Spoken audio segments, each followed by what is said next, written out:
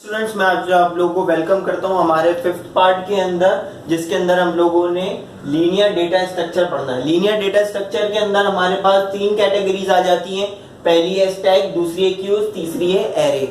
अब basically linear data structure सबसे पहले समझ लेते हैं होता क्या है। कंप्यूटर, जैसे कि हम लोग ने डेटा स्ट्रक्चर यानी लास्ट टॉपिक के अंदर समझा था कि कोई भी चीज को हम लोग जो अगर डाउनलोड करते हैं या इंस्टॉल करते हैं तो वो हमारे कंप्यूटर के अंदर हार्ड डिस्क में जाके सेव हो जाती है। अच्छा, सेव होने के दो तरीके कार होते हैं, लीनियर और एक non linear. Linear data structure के अंदर कोई भी चीज को अगर हम लोग सेव करते हैं बेसिकली तो होता ये कि वो सीक्वेंस में सेव होती है। यानी कि बेसिकली अगर हम लोगों ने एक गाना डाउनलोड किया, अब एक गाना डाउनलोड किया जो कि 5 MB का था, ठीक है। 5 MB के अंदर अब हमारा जो अंदर की हार्ड डिस्क होती है ना, वो अगर आप लोगों ने अगर स्प्रेडशीट या एक्सेल देखा हो, कुछ इस तरह की दिखने में होती है। यानी कि इस तरह के डब्बे डब्बे होते हैं। तो अब हर एक डब्बे की एक वैल्यू होती है, यानी कि सिर्फ उसमें इतनी मेमोरी होती है। यानी कि अगर हम लोगों ने कोई चीज को इंस्टॉल किया है तो वो सीक्वेंस में इस तरह इंस्टॉल होगी कि उस मेमोरी के अंदर कि वो एक के बाद यानी कि अगर 5 MB का गाना है और अगर हमारे पास एक इस तरह की शीट है जिसके अंदर हमारे पास इंस्टॉल होना है वो गाना, और हर एक बॉक्स अगर आप लोगों के पास 1 MB कंटेन करता है, ठीक है, तो 3 MB अगर गाना है तो हमारे पास 1 MB इसमें जाके इंस्टॉल हो जाएगा, 1 MB इसमें इंस्टॉल होगा और 1 MB इसमें इंस्टॉल होगा, तो हमारे पास 3 MB इंस्टॉल हो जाएंगे। अगर हम वो ही गाना जब सुनने लगेंगे तो हमारे पास क्या होगा कि वो हमारा ये यहाँ वाला जो मेमोरी है ये आपके पास रैम में आएगी जितना हमने गाना, यानी कि अगर 3 मिनट का वो गाना है और हर 1 मिनट का 1 MB है, तो 1 मिनट तक जैसे हम वो गाना सुनते रहेंगे रैम में आके, तो हमारे पास जैसे ही 1 MB कंप्लीट होगा ये वापस जो है ना मेमोरी में चले जाएगा, जो कि हमारे पास सेकेंडरी स्टोरेज होती है। और दूसरा ये वाला जो ब्लॉक होगा, यानी कि जो 2 MB वाला गाना है हमारे पास, जो मिड पार्ट है गाने का, वो हमारे पास निकल के वापस रैम में आ जाएगा और फिर हम दूसरे मिनट तक वाला गाना सुनेंगे और 3rd मिनट के अंदर हमारे पास 3rd MB के अंदर जो स्टोर हुआ गाना है वो हम सुनेंगे। अब इसी तरह से ये चीजें भी काम करती हैं, ये स्टैक, क्यूज और एरेज। अब बेसिकली होता क्या है, स्टैक के अंदर हमारे पास, जैसा कि आप लोगों के पास भी घर के अंदर कोई चावल का ड्रम या इस तरह कोई ड्रम होता है जिसके अंदर चीजें हम लोग स्टोर करते हैं। तो होता ये कि अगर इस स्टैक को मैं चावल के ड्रम की मिसाल से समझाऊं, अगर इसके अंदर इस ड्रम के अंदर 4 kg चावल आ सकते हैं, तो हम यानी कि हर एक कंपार्टमेंट के अंदर 1-1 kg चावल आ, जैसे इसमें 4 कंपार्टमेंट है तो 4 kg चावल आ सकते हैं। अगर इसके अंदर मैंने सारे चावल डाल दिए, अब जो चावलों को डालने का प्रोसेस है उसको बेसिकली हम लोग पुश कहते हैं। स्टैक के अंदर जो चीजें आ जाती हैं, एक आती है पुश और एक आती है पॉप। अगर हम लोगों ने पुश करे यानी कि इसके अंदर चावल मैंने डाल दिए, ठीक है। अब होगा ये कि जब मैंने चावल डाले, उस जो डालने वाला जो चावल डालने वाला जो प्रोसेस होगा, इनपुट करने वाला जो प्रोसेस होगा, उसको मैं पुश बोलूंगा। अब मुझे चावल पकाने की जरूरत पड़ी तो फिर मैंने वो ड्रम खोला और उसमें से चावल निकाले। अब चावल निकालूंगा तो मैं कहां से निकालूंगा, नीचे से? नहीं, मैं तो चावल ऊपर से निकालूंगा। तो ये हमने जो ऊपर से जो चावल निकाले, जितनी मुझे जरूरत हुई उस चीज को मैंने पॉप बोल दिया। वो चीज पॉप है। उम्मीद है आप लोगों को समझ में आ गई होगी कि पुश करना यानी इनपुट करना, चावल जब डाल रहे हैं तो उसको पुश कर रहे हैं और जब चावल निकाल रहे हैं तो उसको पॉप कर रहे हैं।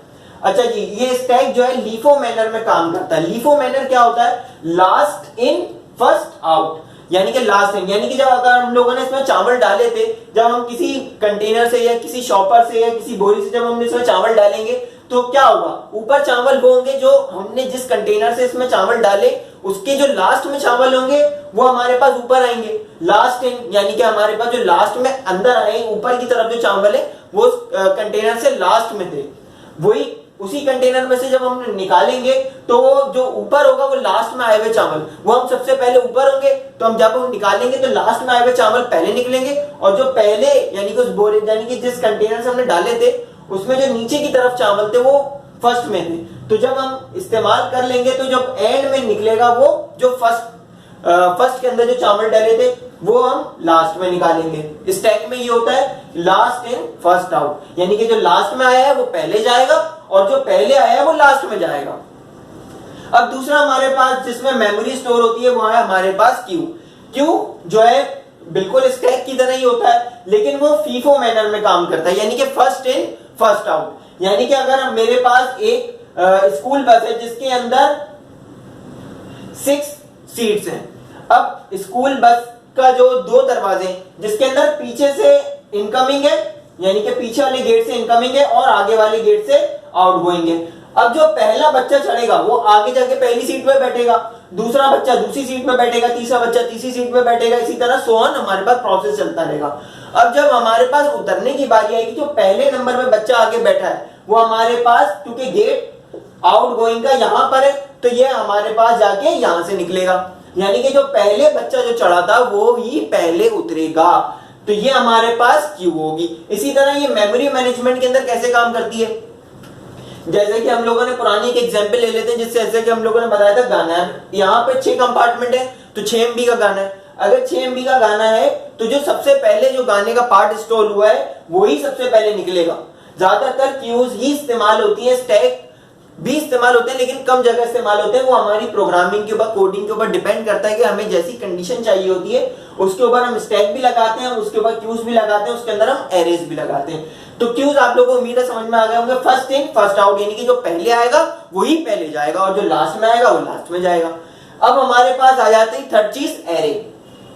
एरे क्या होती है? एरे सबसे इंपॉर्टेंट टॉपिक है। एरे के अंदर हम लोग बीच में से भी कोई चीज निकाल सकते हैं, यानी कि अगर आप लोगों ने, अगर आप लोग स्टूडेंट्स हो, आप लोगों ने लाइब्रेरीज बेसिकली देखी होंगी, तो लाइब्रेरीज में क्या होता है, जैसे कि अगर हमारे पास साइंस की कोई लाइब्रेरी है, उसके अंदर एक सब्जेक्ट है कंप्यूटर, कंप्यूटर की कई बुक्स रखी हुई है, ठीक है, और दूसरे नंबर पे यहाँ पे रखी हुई है बायो की बुक्स रखी हुई है, यहाँ पर रखी हुई है हमारे पास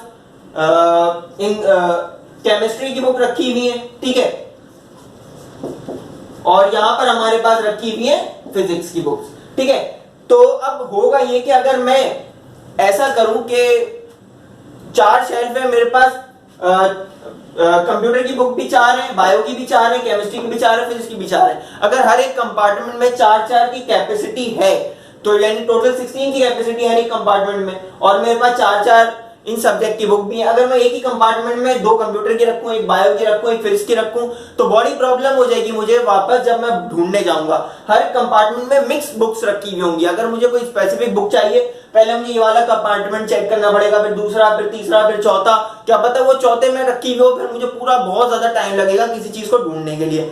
लेकिन एरे के अंदर ऐसा नहीं होता। एरे हमारे पास मैनेज करके रखती है किसी भी मेमोरी को, यानी अगर कंप्यूटर की बुक्स है तो वो एक ही शेल्फ को कंप्यूटर के शेल्फ में डिनोट करेगी और उसी के अंदर सारी कंप्यूटर की बुक्स डाल देगी, एक ही में बायो की, एक ही में केमिस्ट्री की और एक ही में फिजिक्स की, ताकि अगर हम लोगों को कोई कंप्यूटर की बुक ढूंढनी हो तो हम लोग डायरेक्ट बायो, केमिस्ट्री और फिजिक्स के अंदर कंपार्टमेंट में जाए नहीं, हम डायरेक्ट कंप्यूटर के कंपार्टमेंट में जाएंगे और वहां पे चेक करेंगे भाई फला फला मुझे बुक चाहिए, बेसिकली एचटीएमएल की अगर मुझे बुक चाहिए तो मैं कंप्यूटर वाले डिपार्टमेंट में ढूंढूंगा, भाई मुझे कंपार्टमेंट में ढूंढूंगा, मुझे केमिस्ट्री की बुक, कंप्यूटर की बेसिकली बुक मिल जाएगी, यानी एचटीएमएल की जो मुझे बुक चाहिए वो मुझे मिल जाएगी। तो ये हमारे पास एरे होता है। अब इसके अंदर जैसे कि आप लोगों ने देखा, मैं एक रिव्यू दे देता हूं। स्टैक के अंदर अगर हम लोग कोई चीज डालते हैं, यानी कि कोई, जैसे कि मैंने आप लोगों को चावल की एग्जांपल दी थी, अगर हम लोग यहां पर डालते हैं तो जो चीज एंड में जाती है वो एंड में ही बाहर आती है, यानी कि जो पहले जाएगी वो एंड में बाहर आएगी और जो एंड में आएगी वो पहले बाहर चली आएगी। दूसरी हम लोग स्कूल बस की एग्जांपल दी थी, क्यू के अंदर, जो कि फीफो मैनर पे काम करता है, फर्स्ट इन फर्स्ट आउट, यानी कि जो पहला बच्चा चढ़ा है वो ही पहला उतरेगा भी। थर्ड हम बात करते हैं एरे की। एरे बेसिकली मेमोरी मैनेजमेंट के अंदर काम आता है और ये तीनों ही मेमोरी मैनेजमेंट के अंदर काम आते हैं। हार्ड डिस्क के अंदर इन तीनों ही तरीकों कार से डेटा स्टोर होता है। वो जब मैं आप लोगों को आगे फर्दर पढ़ाऊंगा तो किस तरह स्टोर होता है तो वो उसमें मैं आप लोगों को बताऊंगा। एरे के अंदर भी ऐसे ही होता है, एरे के अंदर भी डेटा स्टोर होता है, लेकिन एरे के अंदर फायदा ये होता है कि हमें अगर केमिस्ट्री की बुक चाहिए तो पहले कंप्यूटर की, बायो की खाली नहीं करनी पड़ेगी, हम डायरेक्ट किसी भी कंपार्टमेंट में जाके हम अपनी बुक ले सकते हैं। तो आज के लिए बस इतना ही। अब अगले लेक्चर के अंदर हम नॉन लीनियर डेटा स्ट्रक्चर के बारे में पढ़ेंगे और उसकी कितनी टाइप्स होती हैं वो पढ़ेंगे और उनकी एग्जांपल्स देखेंगे। और अगर आप लोगों ने अभी तक मेरा चैनल सब्सक्राइब नहीं किया तो प्लीज इसको सब्सक्राइब कर दें, बेल के आइकन को भी दबा दें, और अगर वीडियो आप लोगों को पसंद आई है तो आप इसको लाइक भी कर दें। और अगर आप लोगों का कोई क्वेश्चन है तो आप लोग मुझसे कमेंट बॉक्स में भी पूछ सकते हैं। और जैसा कि मैंने आप लोगों से वादा किया है कि मैं आप लोगों को लास्ट टॉपिक के अंदर, यानी कि जो इसका लास्ट टॉपिक होगा मैट्रिक की बुक का, इसके अंदर आप लोगों को फर्स्ट चैप्टर के नोट्स भी प्रोवाइड कर दूंगा पीडीएफ फॉर्मेट में डिस्क्रिप्शन बॉक्स में। तो गुड बाय और नेक्स्ट वीडियो तक आप लोग वेट करें।